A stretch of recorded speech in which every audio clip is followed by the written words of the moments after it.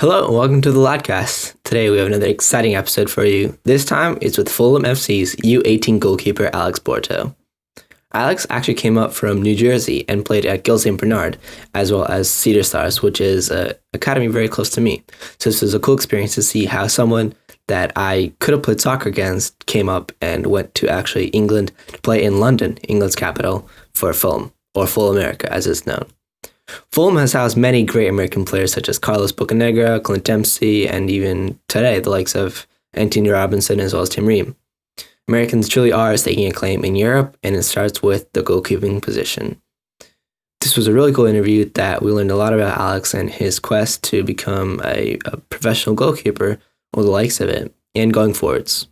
Enjoy this interview. Thanks. Joining me today on the Ladcast is a goalkeeper who's tipped to be better than a young Tim Howard, a high school star at high school powerhouse Gil St. Bernard, Fulham FC's U19 man between the sticks. It's New Jersey's own Alex Borto. Alex, how are you? How's your day been? I'm good. I appreciate you for having me today. I'm excited.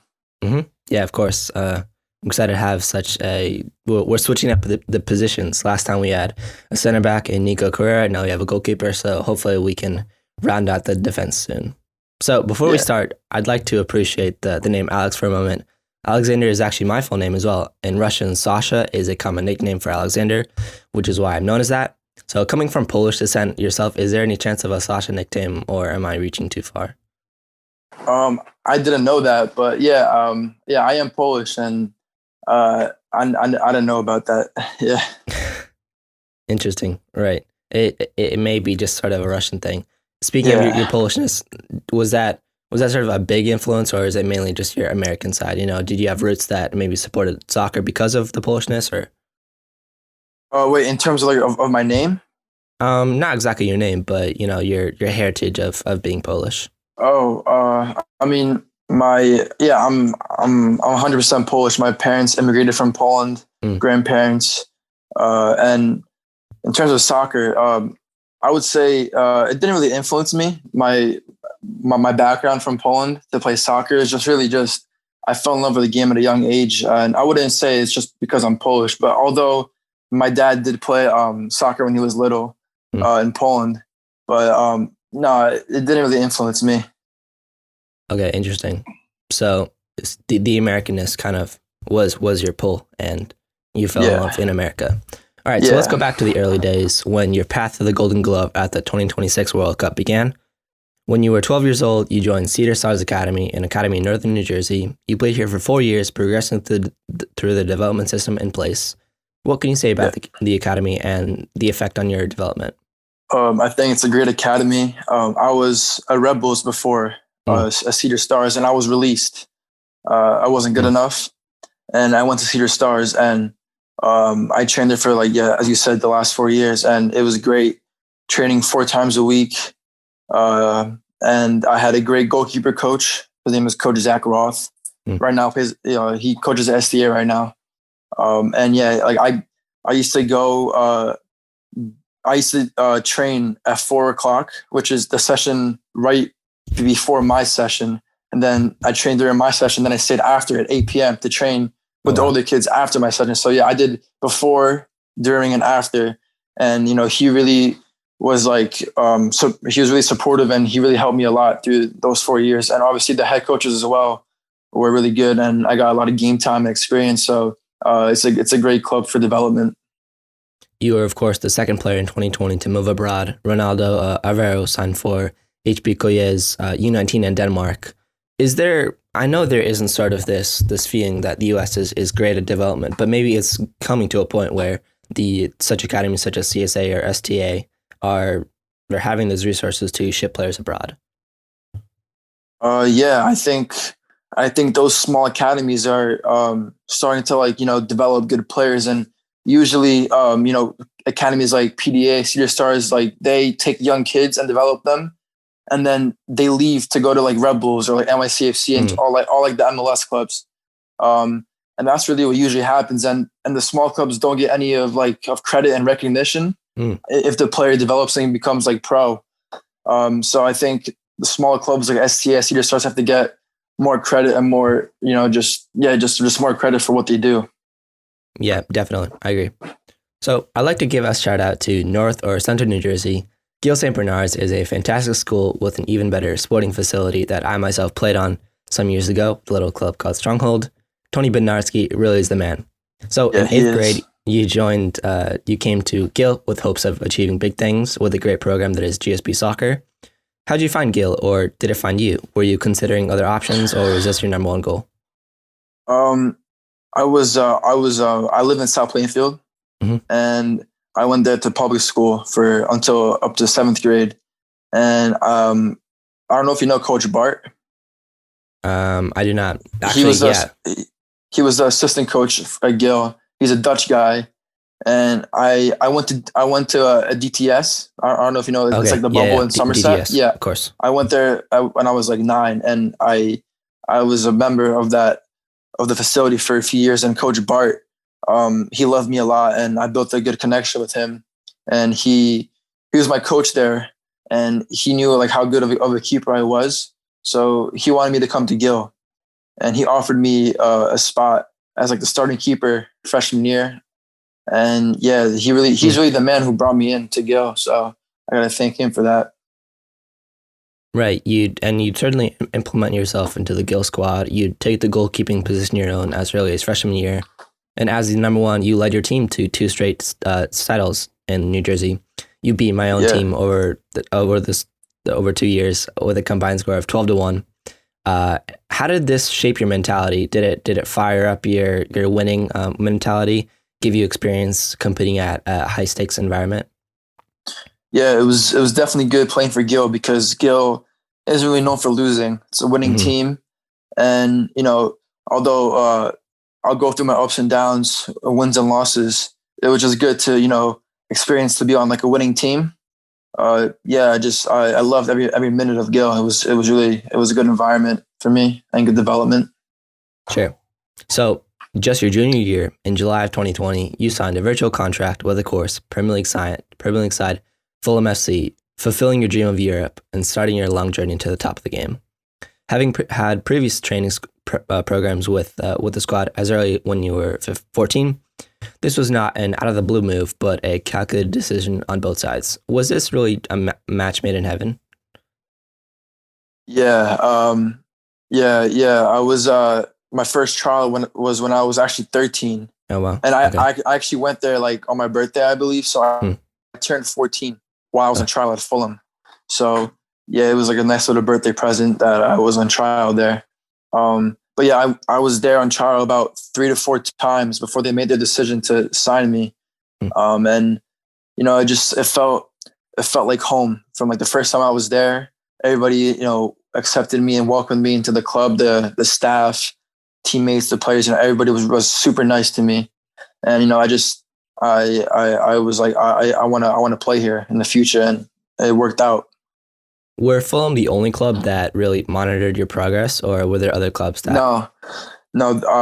I was on trial with Manchester United, and I was going to go to Leicester City, but so what happened was I was on trial at Fulham. This was, I want to say summer 2019, like August. Yeah, exactly. August 2019.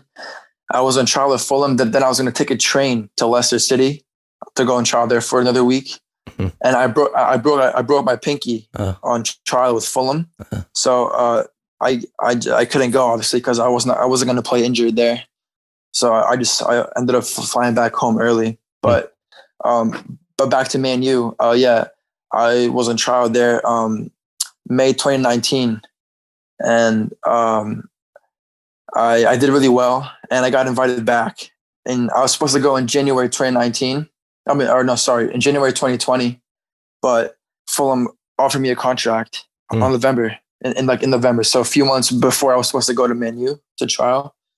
And obviously, I took the offer because I wasn't gonna decline contracts from Fulham. But I have a cool story on my trial at Man U. Sure. I was staying at a host family with not Angel Gomez, with James Garner and Damani. I'm not sure if you know them.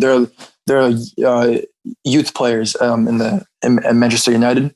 Okay. And I was actually staying at the old host family of Marcus Rashford. Oh wow! and he comes down to visit sometimes, like once a month for some tea. And he actually came down to visit the time I was there. Mm. So he came, I met him, and he stayed for like 3 hours, and we're just talking, playing Uno with him, and Angel Gomez. He also came with him, and it was just a really good experience. He's a really humble guy, although he's a celebrity. He's a great football player. He's really down to earth. He talked to me, like I was his equal, and it was just a really good experience.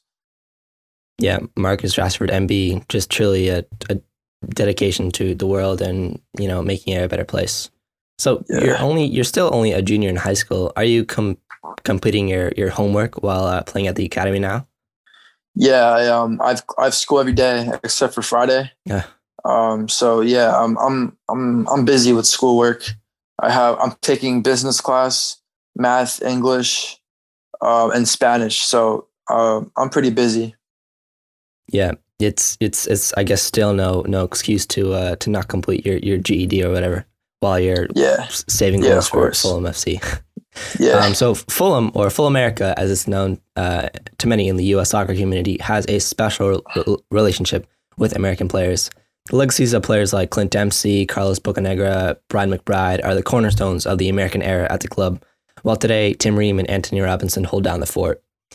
How have you experienced Fulham's love for American players, and did it influence your move? I wouldn't really say it influenced me. I knew that Fulham to sign American players. They signed me because I'm American. That could have helped, but honestly, it didn't really influence me to sign with them just because I'm American. But it's definitely cool to be part of the club that appreciates Fulham appreciates soccer, like American soccer players. Right. Yeah. Definitely. It's yeah. I believe that it's just like it's good to be part of the club that appreciates American soccer players. Yeah, for sure, because although Christian Pulisic is really blazing that trail, there still is that little bit of stigma about this American player may not make it, may not step up to the English level or whatever. However, the Americans really have great players. So speaking of great American players, goalkeepers specifically, today Fulham harbor not one but two bright American goalkeepers, just as Brad Guzan and Brad Fiedel did at when they battled it out for the number one spot at Birmingham all those years ago. So Damian Las is actually your teammate and American compatriot at Fulham, the U19 squad, U.S. international for the U17 or U17 team. How is your relationship with fellow American Damian Las, and how do you two get along? Yeah, it's really good. He's a great guy. He's super humble, and he's like a role model to me because he's a bit older than me, and he's a great goalkeeper. Mm-hmm. And and me and him get along like really well. Just that there's a few Americans at the club besides me and him. Like there's like me, him. There's Marlon Fossey, and then the first team you have Tim Ream and Anthony Robinson. But Damon's actually Polish as well. So cool. Me and him speak Polish sometimes, like at the gym or in training. But it's super competitive between me and him. We all want to be the best. And, I just want to, I wish nothing but the best for Damian. He's a great kid. And me and him just get along really well. Is there that constant competition that makes you both better? And does it surely doesn't, hurt your competition, but I guess it really is dog eat dog. Yeah. Yeah. It's competition, but it's healthy competition though. It's not like, better than you. It's just like I'm pushing better. Him and he's pushing me. Yeah. Are you in contact with the American players at the club? Is there some sort of group chat? You should make one. I wish, but the first team players, first of all, the academy players aren't even training where the first team trains because of COVID. Okay. So the first team players are just isolated from from the academy. So even if I wanted to, speak to Anthony or Tim, I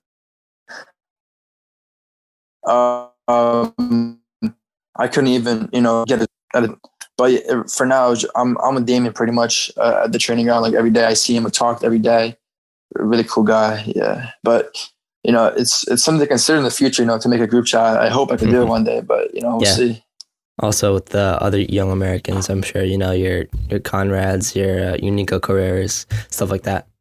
So after sitting on the bench for the first 3 games of the U19, U18 Premier League, you came into the squad and played the next 4 games. You had 3 clean sheets and conceded just 1 in your 4 starts since.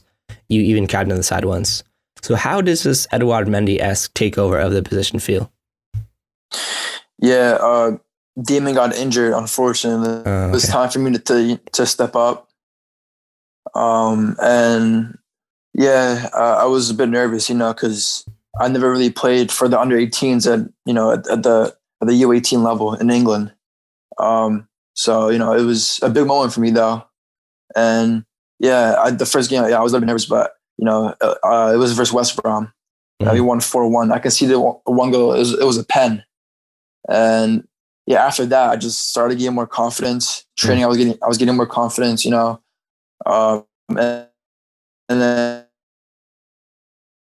in matches as well. It's not cheats. It's just amazing team effort. I have a solid defense, great midfield, great attack, and I just think the team is just amazing this year. Yeah, talk to me about the experience of you coming into that side for the first game and seeing everything happen as it did. Yeah, the first game versus West Brom was away, about like a 3-hour trip. And I was told I was playing because there's also a keeper who also got injured. He's 02. He's English. His name is Mac. He was injured, so I was the only I was pretty much had to play. And yeah, it was nerve wracking. I had butterflies, but the minute I got on the pitch, I just felt free. It was freedom. I played with no stress, confidence, and that influenced the win. Yeah, certainly. So I guess speaking of, in general, the Fulham FC Academy, the rising and the falling, have you experienced that sort of seeing for yourself players rising to the first team and making that move? And, do you understand sort of a path that you have currently to rise eventually? Yeah, there's a few players who, train with the first team here and there, but right now it's a little bit hard because as I said before, we're in 2 different training facilities, so it's hard. Plus, I don't think that they want to mix the first team players with the academy players because of COVID and stuff. But yeah, I think that there's a really clear pathway to the first team at Fulham FC because I train with the 18s and then I also go up with 23s a lot of the times, and I do well with 23s as well. And that's the level below the Premier League, which is the first team. And I do really well with 23s. So I think, if I keep it up with 23s, I'll get my chance at the first team one day. And when I get my chance at the first team, I have to perform. Yeah. And if I do well, then I'll get more call-ups to train and stuff. And, it just happens like that. Yeah, of course. Well, there really is a legacy of American goalkeepers in the Premier League. Hopefully you may have a little bit more hair than they did in the past. The likes of Brad Friedel, Tim Howard, Casey Keller, and not to mention Brad Guzan. Your former coach, Tony Bednarski, likened you to a young Tim Howard, but with better distribution and footwork. How do you look up to these greats, and does it fuel you in your quest for the future? Yeah, Tim Howard is my inspiration. I actually went to one of his camps, and he was there in Florida, in Tampa. It was a goalkeeper camp. A bunch of kids attended, and he was there, and I learned a lot. But yeah, he's probably the best American goalkeeper of all time, in my opinion. Yeah. He's a role model to me. He's an inspiration, and I want to be like him. I think Coach Tony, when he compared me to Tim Howard, I think I was over the moon. It was a great compliment. I never thought that he would compare me to Tim Howard. Yeah, well, as I said before, hopefully you can have a little bit more hair than Tim did when you make your first team appearance, which I'm sure you will in the coming years. I'm really excited for the future of your growth and seeing the great expansion of young Americans in the Premier League and abroad and all the other nations. Yeah. Alex, I want to thank you for coming on to the podcast. Thank you for your time. This has been really fun, and yeah, hope to Thank you. hope to see you progress.